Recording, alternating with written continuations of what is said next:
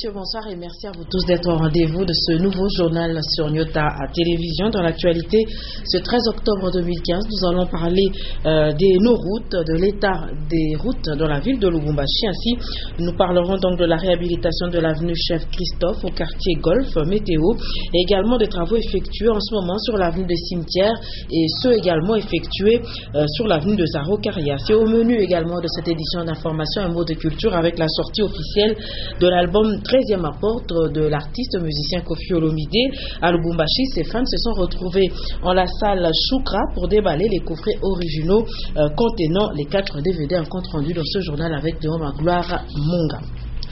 Les usagers de l'avenue Chef Christophe, c'est au quartier Golf, eh bien, ils pourront bientôt emprunter et sans beaucoup de peine et de difficultés cet axe routier. Cette avenue attend de recevoir l'asphalte et sachez que les canalisations sont en ce moment tracées. Un reportage de Jetchala et Sylvain Moutambaye. Cette route permet de relier le quartier Golf Météo au centre-ville de Lubumbashi, d'où l'importance de sa réhabilitation. Avant les débuts des travaux, la voie s'est trouvée dans un très mauvais état. Trop par ici et par là, forte poussière pendant la saison sèche et de la boue tout le long de la route pendant la saison de pluie, un véritable casse-tête pour les piétons et même les chauffeurs qui étaient obligés de revoir à la hausse les prix du transport. Les passagers étaient obligés de payer le double du prix normal. Ces travaux sont exécutés par une entreprise chinoise sur financement du gouvernement provincial du Katanga.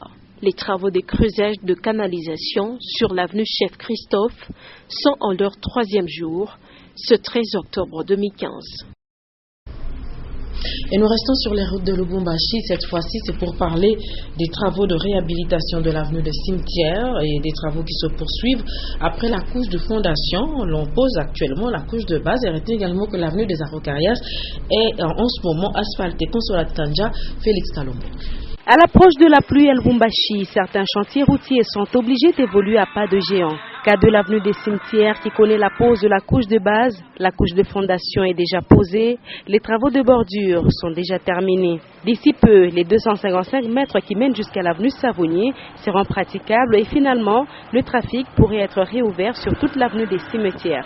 Objectif, créer un raccourci du quartier Bel Air vers le quartier industriel et vice-versa, sans passer par les principales artères. Et un peu plus loin, l'avenue Arocarias prolongée est en phase finale des travaux de réhabilitation. Les enrobés sont en train d'être posés sur les 350 mètres qui étaient détériorés. Les travaux d'assainissement et de la passerelle sont déjà exécutés. Question de faciliter l'évacuation des eaux qui ont toujours posé problème chaque année en saison pluvieuse. Et sur un tout autre registre, sachez qu'au quartier Gambela 2, 2 avenues en ce moment sont touchées par un début d'érosion. C'est une érosion donc qui s'étend même vers les maisons d'habitation et il est difficile en ce moment d'y accéder et la situation pourrait s'empirer en saison de pluie. Un constat fait par Janine Bouchou, Ben Kayembe et Séverin Katamba. Tout est parti d'une source d'eau sur l'avenue Kassangoulou avant que cette dernière ne se transforme en un ravin. Long de plus d'1 mètre et large de 2 mètres, ce ravin rend ainsi l'accès difficile pour ceux qui ont des véhicules. Pour atteindre l'autre bout, les habitants de ce coin sont obligés de passer par ce ravin avec tous les risques que cela présente. Nous souffrons beaucoup pendant la saison des pluies. Les élèves ont du mal à traverser par manque de pont. Les femmes enceintes souffrent également dans ces quartiers pour se rendre à l'hôpital. Pourtant, ces 2 avenues relient les quartiers Gambela et Kaloubé en passant par l'avenue des écoles. L'approche de la pluie s'annonce difficile pour ces habitants qui voient déjà leur parcelle être touchée par cette érosion. Il n'y avait pas de véhicules qui passaient ici. Il n'y avait pas moyen que les véhicules puissent arriver à atteindre l'avenue Kinkonja. C'est pourquoi c'est en train toujours d'évoluer petit à petit. Et comme il n'y avait même pas soutien partant de nos autorités, on se tenait de nous-mêmes de se tenir main dans la main pour pouvoir faire quelque chose avec des sacs et quoi que ce soit. Cette situation est vécue dans ce quartier depuis près de 2 ans. Ainsi, certains habitants en profitent pour y canaliser les fosses septiques, en plus des déchets ménagers qu'on retrouve sur place. Nous parlons santé. Ce mois d'octobre, plusieurs activités de sensibilisation sont initiées dans le pays pour lutter contre le cancer des seins et le dépistage est conseillé pour permettre à la femme congolaise de détecter cette anomalie en faisant le plus vite possible une mammographie. Sachez que c'est un examen rapide et indolore. Diane Kassongo nous en parle. Concevoir un bébé avant l'âge de 25 ans, éviter le tabac, l'alcool et le surpoids sont entre autres les moyens de prévenir le cancer de sein, confirmation d'une source médicale. La communauté internationale dédie tout ce mois d'octobre à la lutte contre cette maladie et les médecins recommandent aux femmes de faire le dépistage au moins 2 fois l'an. Ce dépistage s'avère important parce que si la maladie est détectée tôt, elle est simple à traiter et comporte moins de risques et séquelles. La même source appelle à la conscience des femmes qui doivent surveiller leur sein en pratiquant l'autopalpation, une pratique presque banale, mais qui peut pourtant permettre à la femme d'écouter son corps et qui peut lui donner un signal d'alerte en cas de début de la maladie. En ce moment, les statistiques révèlent qu'une femme sur 8 est touchée par le cancer de sein, des chiffres qui pourraient grimper à une femme sur 7 d'ici 20 ans. À Lubumbashi, comme dans la capitale Kinshasa, certains centres procèdent au dépistage gratuit, et ce, dans le but de prévenir le cancer. La ville de Lubumbashi s'élargit de plus en plus et tout le monde est à la recherche d'un toit, de son propre toit. Et certaines personnes construisent même sur des terrains marécageux. Maurice Mazel.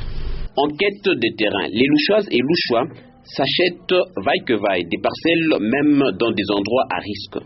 Dans la périphérie de la ville de Lubumbashi, ce cas est trop fréquent. À la commune annexe, certaines maisons sont construites sans que les propriétaires recourent à l'expertise des arpenteurs ou techniciens des titres fonciers. Plusieurs bâtisses dans la commune annexe sont érigées dans l'emprise des terrains marécageux.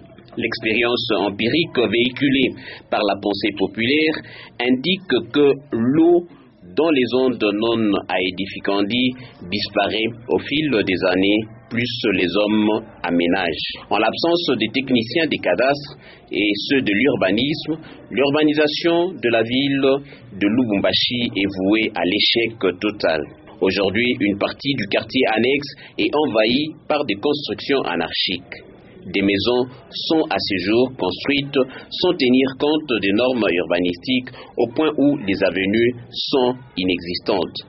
La zone marécageuse disparaît avec la présence des maisons.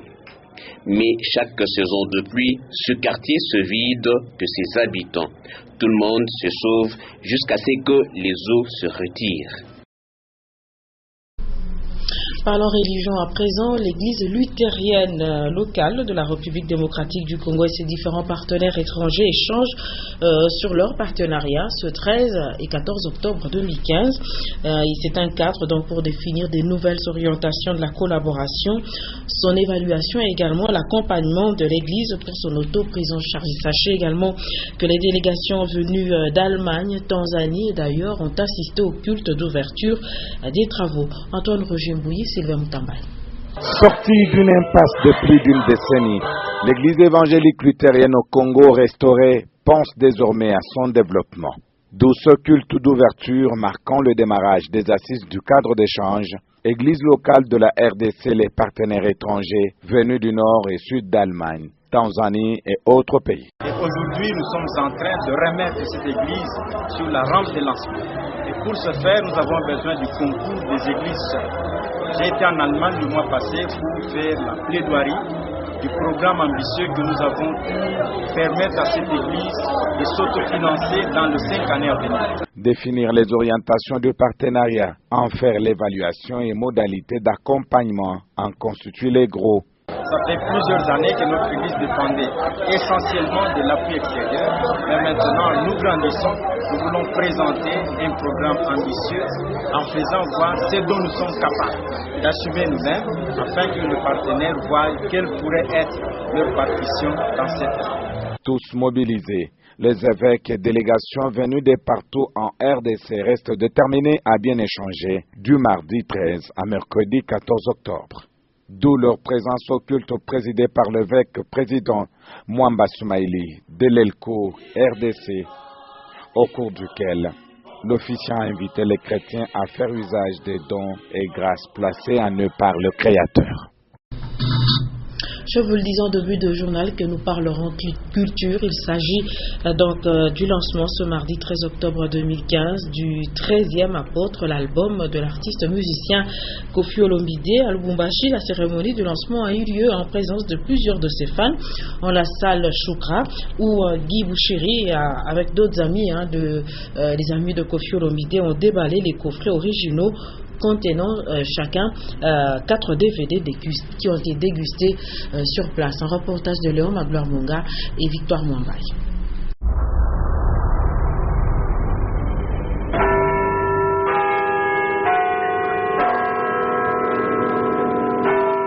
Treizième apôtre, petit frère ya Jésus, mwana na Nzambe.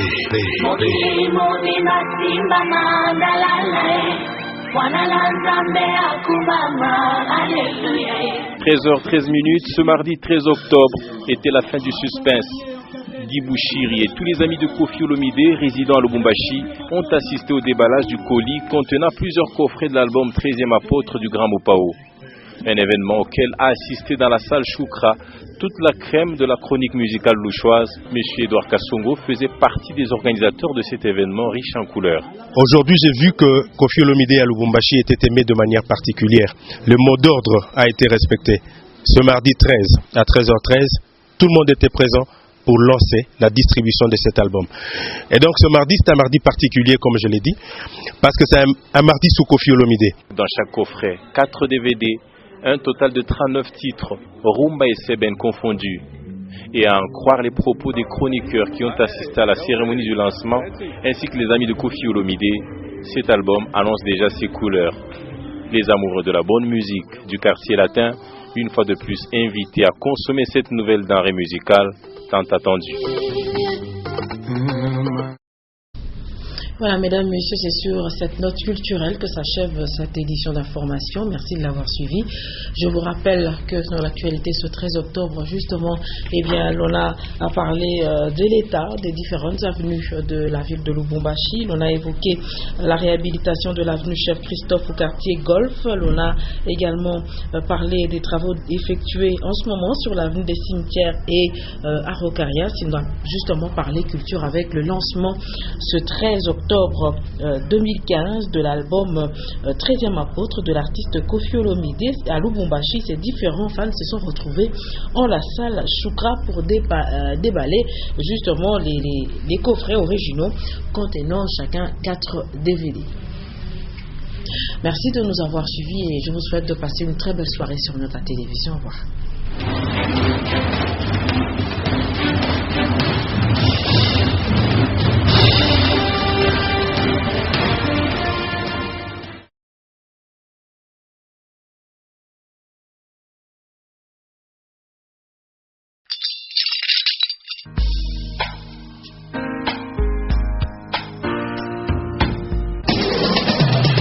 Programmation musicale, voice track, gestion publicitaire. Nyota FM. Et un support technique, c'est sur Nyota. Écoutez, c'est une nouveauté.